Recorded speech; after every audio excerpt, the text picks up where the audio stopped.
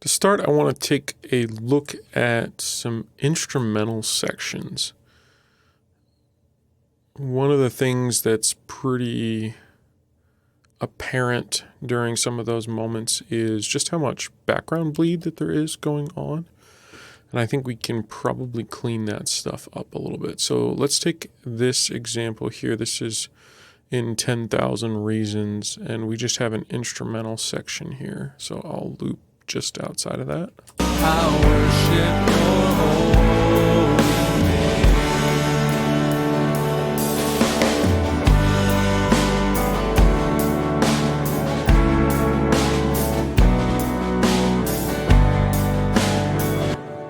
Right off the bat, we can kind of hear just how much, like specifically snare is coming through.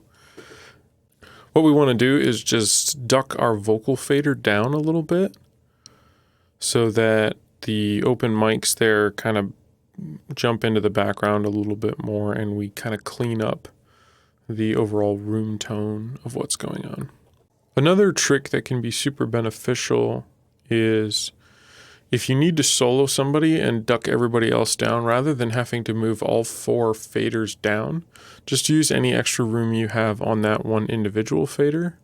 So for instance, if I push Scott up for the beginning of this solo, I'll push him all the way to +12, but then duck my overall vocal group, which in essence leaves Scott where he was, but ducks everybody else back. And that's only having to move 2 faders instead of having to move all 5. all throughout my history. Your faithfulness has walked beside me. The winter storms made way for spring, and every season from where I'm. So that's just a handy way to solo somebody out a little bit farther and also be able to really easily move that back to where it was without having to move 4 or 5 faders all at once. Obviously, each of these plugins goes one after the other. So the Pro Q2 in this case will feed the black box.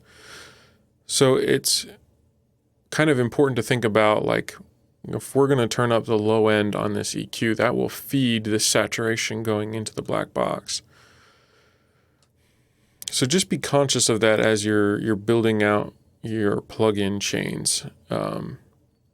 So for instance, on Heishan here, we've got a compressor and an EQ feeding into the SSL channel.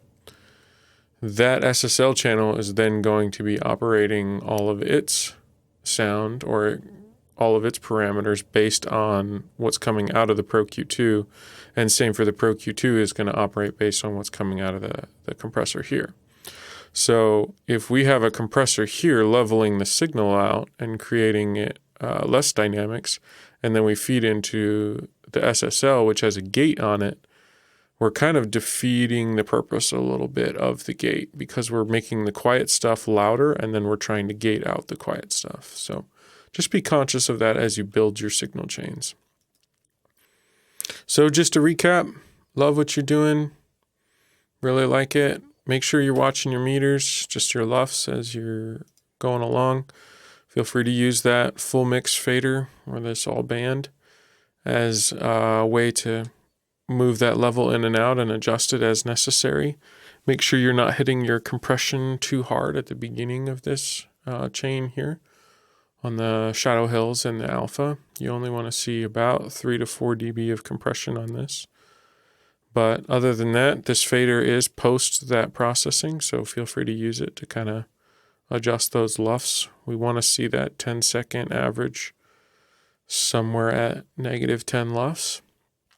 Also pay attention to your signal chain order. Just make sure that it makes sense and keep doing what you're doing.